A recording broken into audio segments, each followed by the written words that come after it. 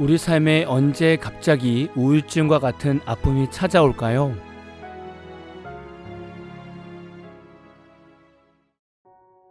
안녕하세요. 하루를 말씀으로 시작하는 오늘의 묵상입니다. 오늘은 사무엘상 16장 14절부터 23절까지의 내용을 묵상하겠습니다. 먼저 말씀을 듣겠습니다. 여호와의 영이 사울에게서 떠나고 여호와께서 부르시는 악령이 그를 번뇌하게 한지라. 사울의 신하들이 그에게 이르되, 보소서, 하나님께서 부리시는 악령이 왕을 번뇌하게 하온즉 원하건대 우리 주께서는 당신 앞에서 모시는 신하들에게 명령하여 수금을 잘 타는 사람을 구하게 하소서.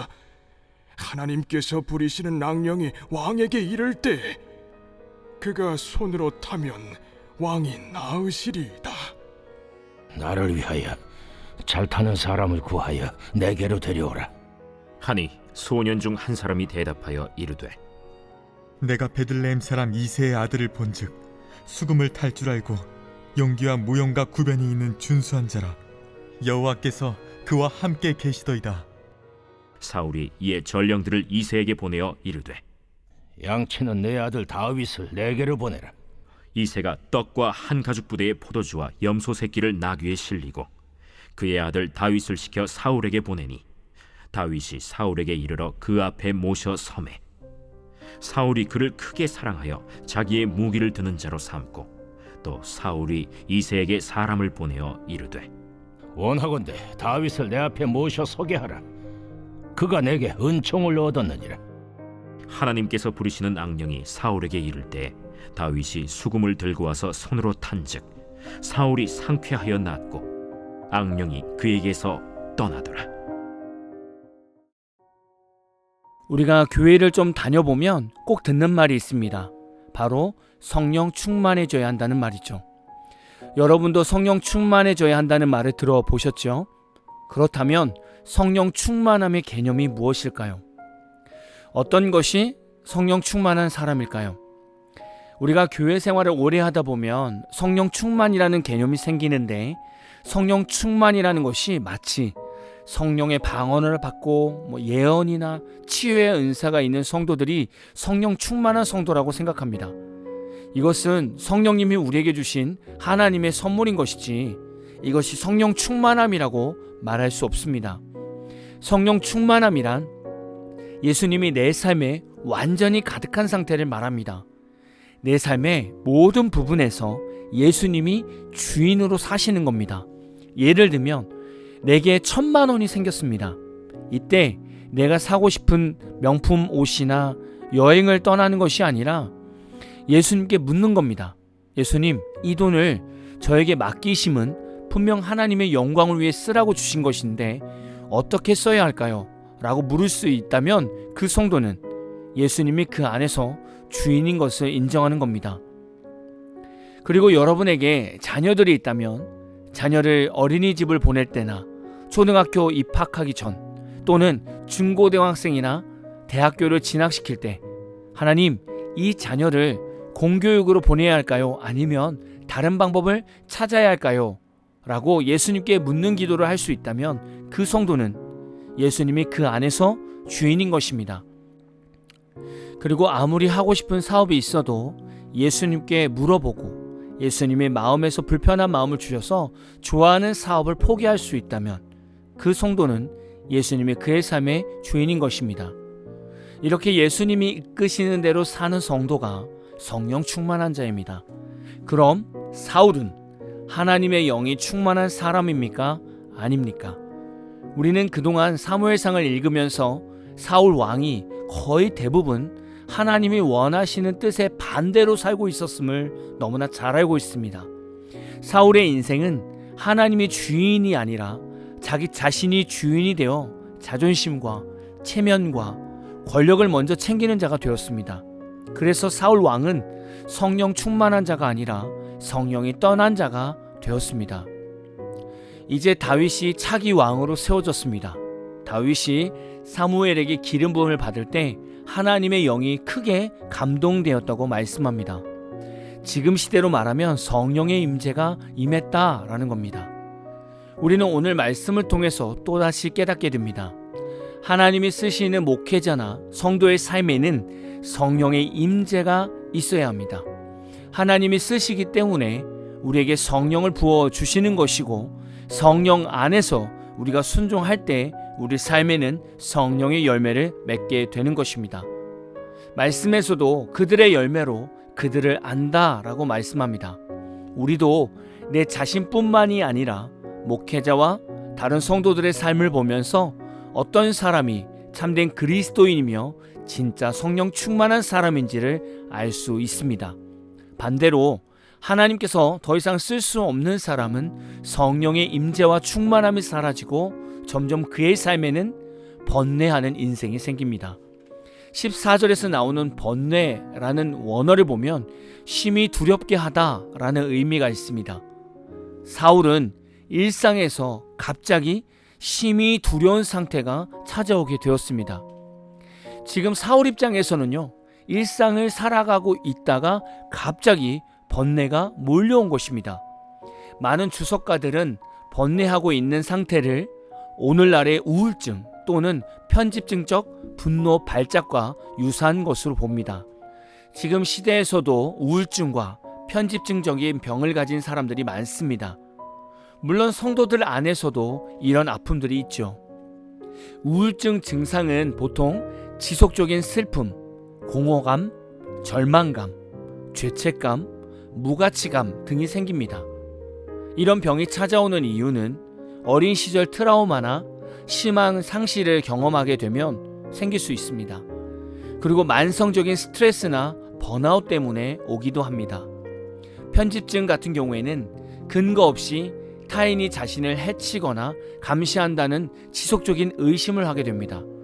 그리고 주변의 중립적 사건도 자신과 연결짓는 관계사고를 가지고 있습니다. 이런 병이 찾아오는 이유는 이것 또한 심각한 스트레스나 낮은 자존감의 역설적 방어 기제 때문입니다. 그리고 과거 배신과 배반의 반복 경험이 있으면 그럴 수 있다고 합니다. 지금 사울은 왕이 되고 나서 하나님의 뜻대로 뭐 하나 제대로 행하지 않고 다 자기 마음대로 했습니다. 그리고 돌아오는 것은 패배의식과 자신의 무능력함을 보게 되었습니다. 백성들도 자신을 신뢰하지 않고 있을 거라는 불안함이 사울을 더 힘들게 만들었을 겁니다. 결국 하나님께서 사울에게 주셨던 하나님의 영을 거두시게 되자 사울에게 여러 복합적인 스트레스가 찾아오게 되었고, 이것으로 심각한 번뇌에 빠지게 되었습니다. 저는 예수님을 믿는 우리 자신에게 이런 질문을 던져봅니다. 예수를 제대로 믿는 그리스도인들은 이런 정신적인 아픔들이 없어야 되고, 혹 찾아오더라도 금방 치유받는 은혜를 경험해야 합니다. 왜냐하면 예수님이 우리 안에 온전한 주인이 되시기 때문에 어두운 영들이 우리 안에 머물 수 없는 겁니다. 그럼 이런 질문을 던질 수 있겠죠. 그렇다면 제 주변에 목사님부터 해서 많은 성도들이 우울증을 앓고 있는데 그럼 뭐가 문제일까요? 라고 질문할 수 있습니다. 맞습니다. 우리에게 이런 아픔이 오는 것은 결코 아무 이유 없이 오지 않습니다. 오늘 사울의 삶을 보면 우리는 내 자신을 충분히 분석할 수 있습니다. 목회자부터 해서 성도들 삶 가운데 우울증과 편집증 같은 정신적인 아픔이 생기는 이유는 하나님의 뜻이 아니라 내가 원하는 삶을 선택했고 그 일을 너무나 사랑했는데 결국 지금은 다 무너져 있다면 충분히 정신적인 아픔이 생길 수 있습니다. 교회는 다니지만 그들의 생각과 가치관이 다 세상적인 기준으로 맞춰져 있었다면 그럴 수 있습니다. 그리고 분명 성령께서 우리 안에 충만하게 임하시면 우리 안에 있는 과거 상처들은 다 해결받게 되고 사랑으로 덮어주십니다. 그런데 이런 부분이 해결되지 않았다면 그것은 예수님을 믿으면서 자신의 아픔을 하나님께 시원하게 내려놓지 못했던 것입니다. 이런 상태라면 사탄은 우리가 열심히 교회를 다녀도 우리 안에 있는 스트레스와 상처를 가지고 우리를 충분히 힘들게 만들 수 있습니다. 그래서 목회자나 성도들에게 우울증이 생길 수 있는 겁니다. 한마디로 하나님이 내 모든 삶의 주관자로 믿지 못하면 믿지 못하는 부분에서 삶이 무너지게 될 때 우리는 내가 모든 일을 다 책임져야 한다는 강한 압박을 받게 되는 겁니다. 이때부터 우울증과 편집증과 같은 아픔이 찾아오게 되는 것이죠. 혹시 여러분 내면에 우울증과 불안감이 있으신 분들은 가정 일부터 해서 자녀들의 미래, 남편과의 관계 문제 등을 지금 다 하나님께 맡기고 있었는지를 점검해 보시고, 오늘 말씀에서 보면 사울의 번뇌를 다윗의 찬양으로 치유가 됩니다. 다윗이 한 것은 단순한 음악 치료가 아니었습니다. 예배적 행위였습니다.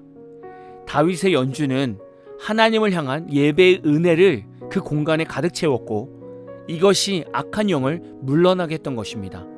이는 성령의 임재와 번뇌는 공존할 수 없다는 중요한 원리를 잘 보여주는 말씀입니다. 우리가 주일날 하나님의 성전에서 최선을 다해 온전한 예배만 잘 드려도 자연스럽게 내 삶의 어둠은 떠나가게 됩니다. 그것이 찬양과 예배의 힘입니다. 오늘도 성도님 안에 우울하고 답답하고 불안한 마음이 있으시다면 찬양하면서 하루를 시작하시기를 진심으로 축복합니다.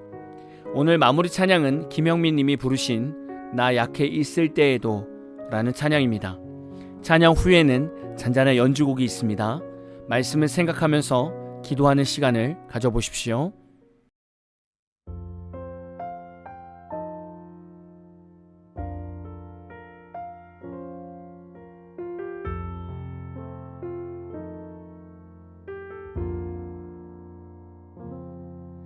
나 약해 있을 때에도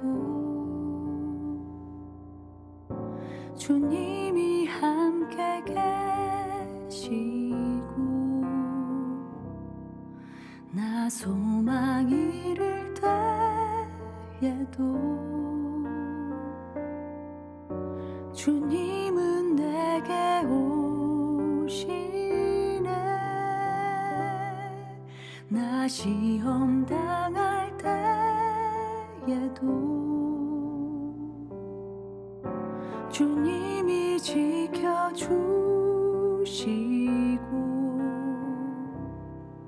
나 실망 당할 때에도 주님이 위로하시네.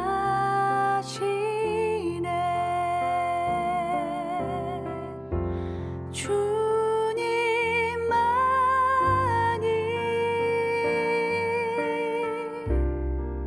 내 힘이시며,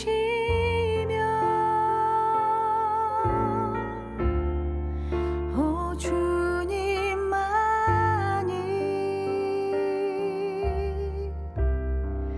날 도우시네.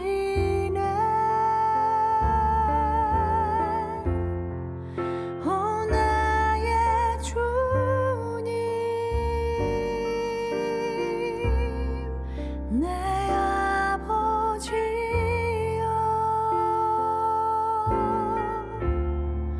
오 나의 주님,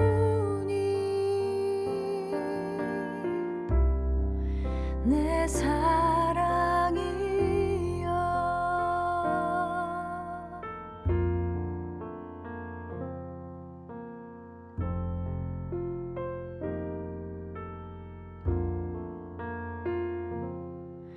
나 약해 있을 때에도 주님이 함께 계시고, 나 소망 잃을 때에도 주님은 내게 오시네. 나 시험 당할 때에도 주님이 지켜주시고,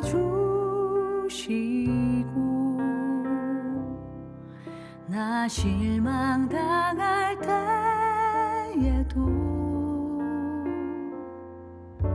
주님이 위로하시네.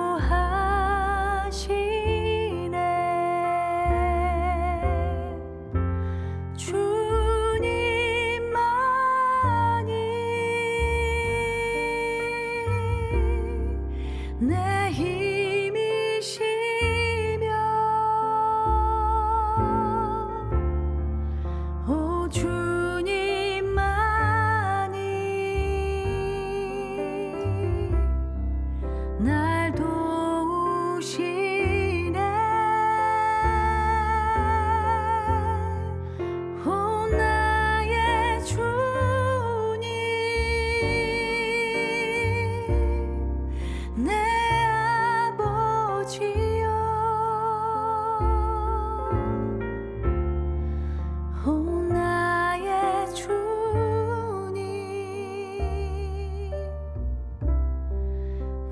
세상